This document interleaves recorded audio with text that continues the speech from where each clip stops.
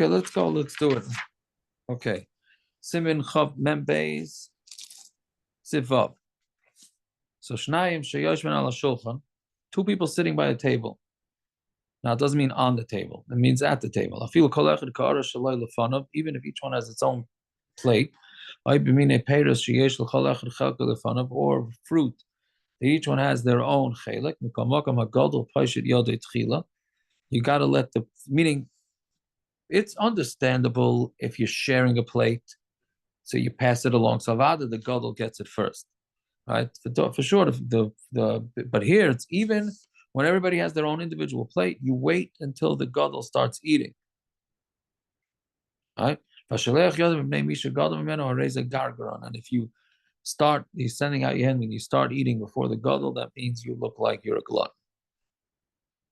Let's say two people are sharing a plate. Let's say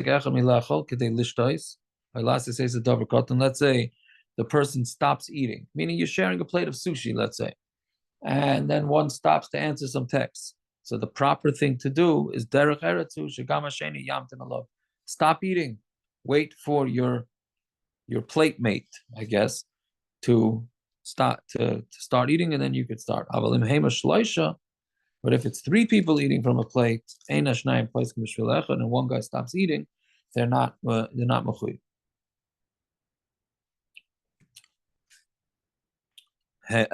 Ches. A person could do his needs with pas.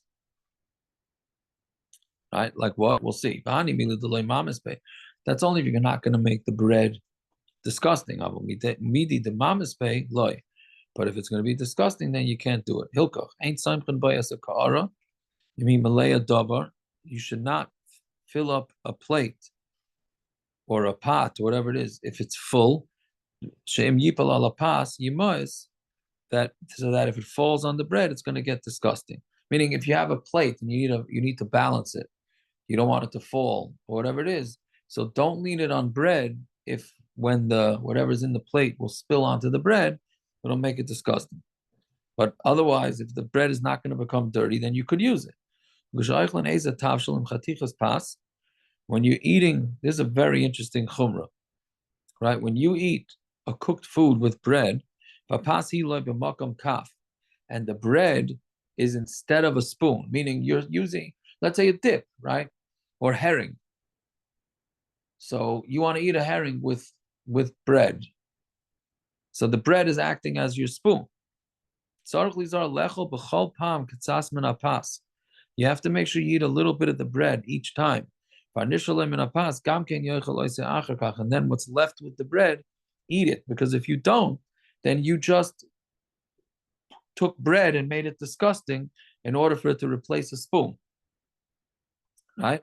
So if one's eating bread with herring, and he doesn't like to eat the bread part, he's just using the bread as a spoon, that is considered a bizayin to the bread.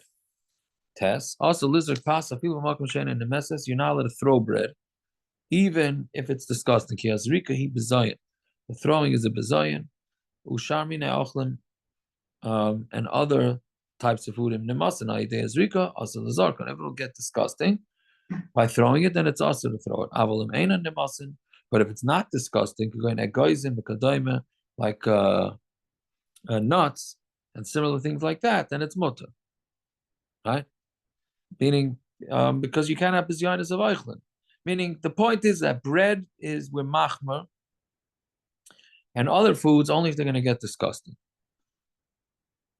I forgot what I'm talking. Ain't nothing as a yadayim beyayin. So you cannot wash your hands with wine, or with other types of mashke, mishum bezayin, because of bezayin. If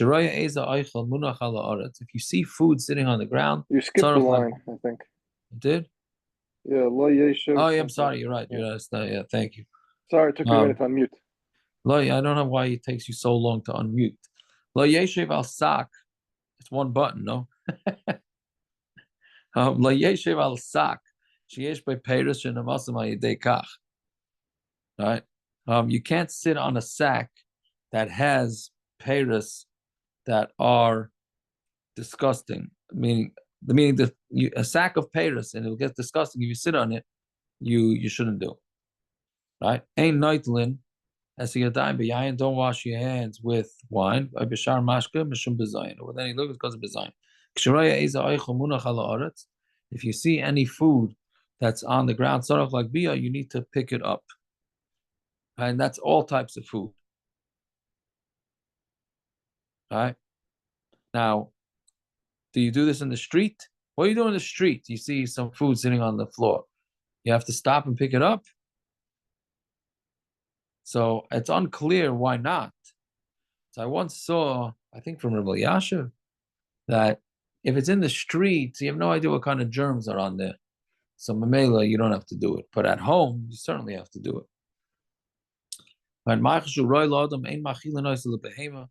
Michael, that's roy to a person, is you can't feed it to a behemoth. That's considered a bezayin of oichel.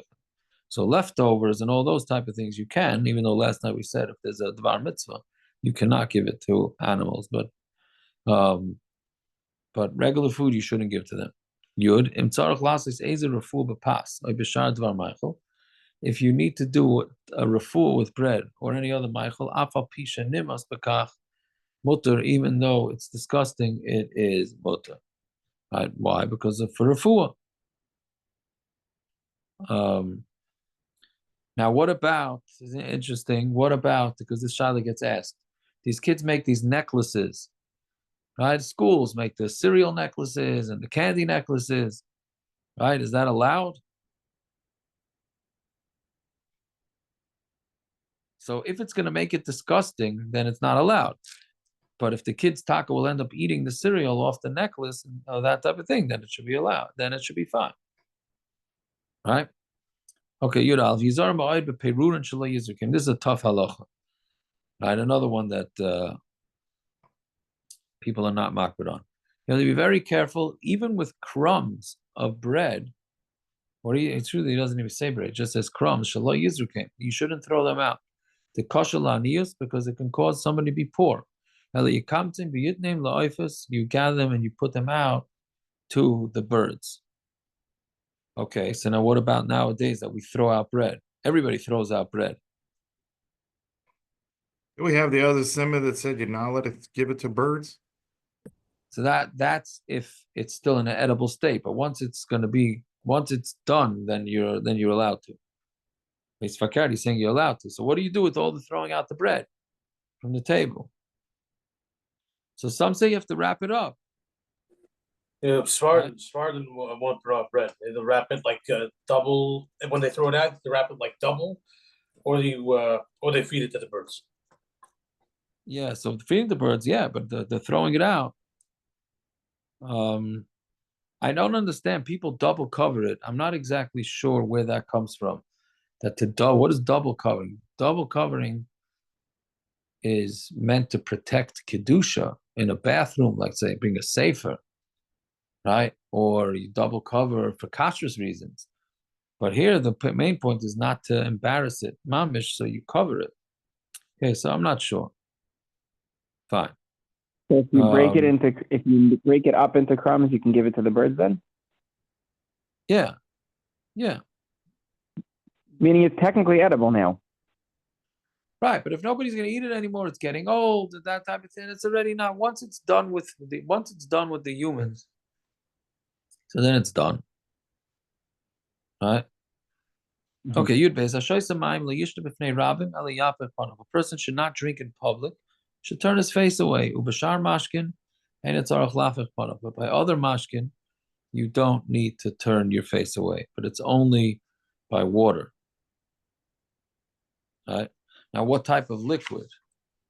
So, what about soda and that type of thing?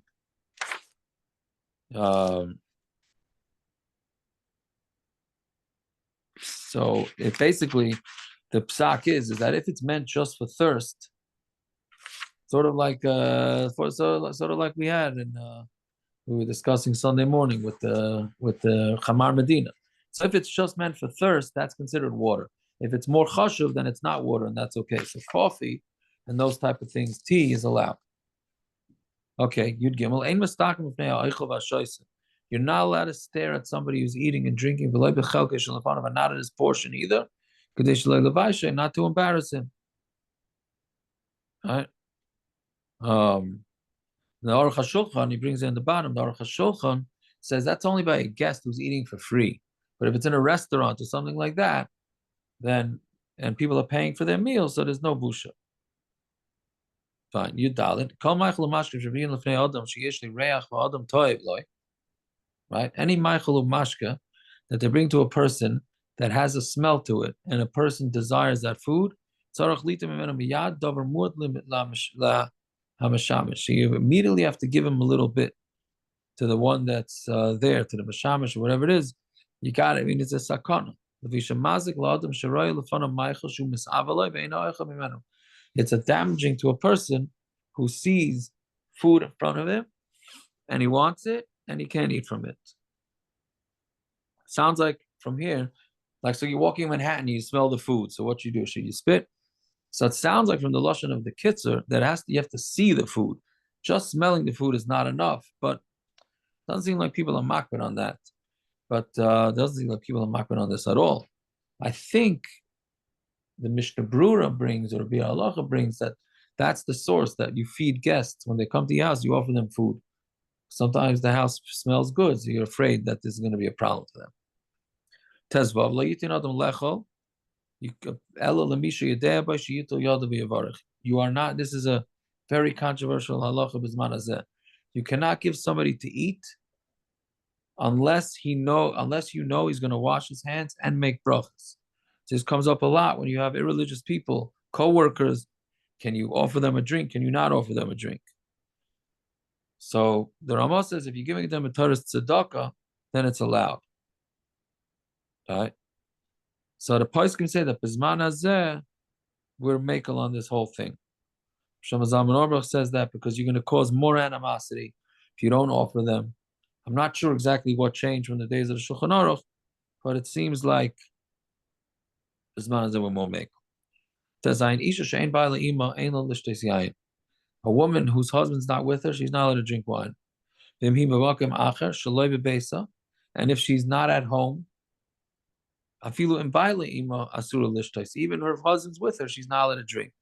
So basically, if you go out to eat, so you're not at home, women are not allowed to drink wine. Or any other alcoholic beverage. Again, it's something that I'm not so sure people are makbid on. Then if she's ruggled to drink wine from her husband, then she's allowed to drink a little bit when she's not with her husband. Right? So I'm thinking maybe that extends itself to just like she could drink a little when her husband's not there.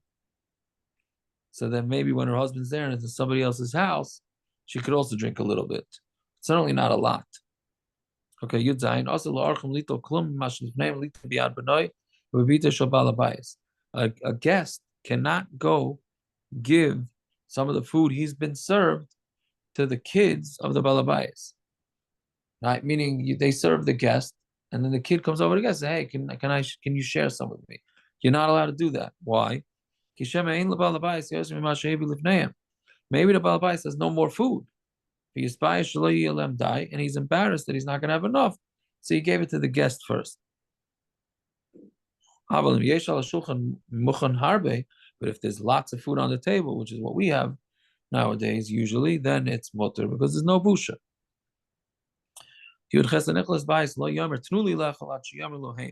Person shouldn't walk into the house and say, give me to eat. I should wait until they offer. You're not allowed to eat from a suda that there's not enough there for the owners. That's similar to gezel. Even if the balabais invites you, it's a big avero min advarim shekasha loshev aleim, and it's one of the most difficult things to do tshuva. Meaning, if you know that a person cannot afford guests, and he comes to you, and he says, "Come over," you're not allowed to go because he's going to suffer if you go. It's a very hard thing to judge nowadays. Fine. Yud test, last one. Also, I get the shaila come out every day. Somebody who leaves and forgets to bench. So also to leave your place before you make Birchas Hamazon,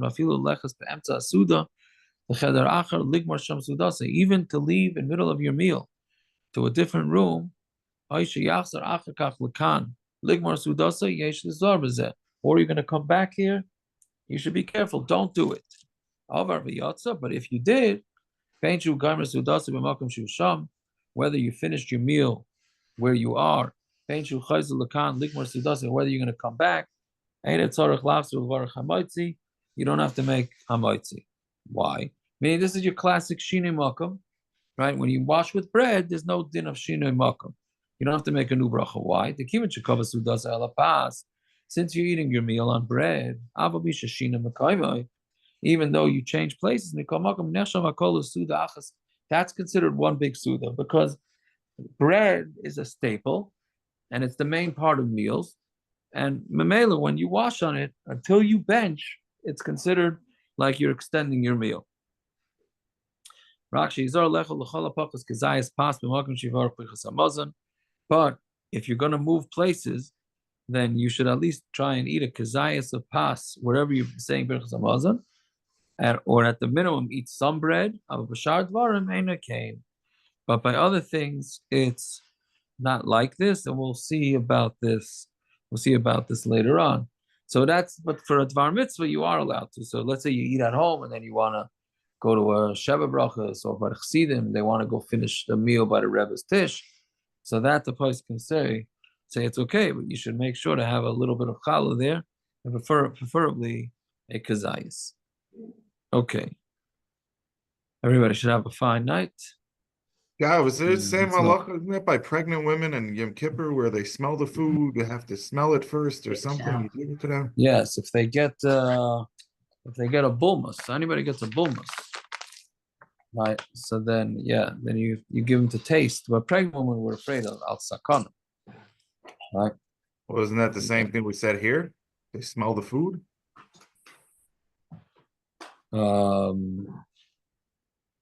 Yeah, but here you're saying Weren't there steps to do by Yom Kippur? First you let them look at it, then you let them smell yes, then you give them it. to taste, etc. Yes, that's true. But here we're talking about all you have to do is spit. By her, spitting is not going to be enough. So she's really going crazy. I hear you. All right, let's say them. Yeah. All right. Okay. You finish recording? Is that one of your Saudi guys?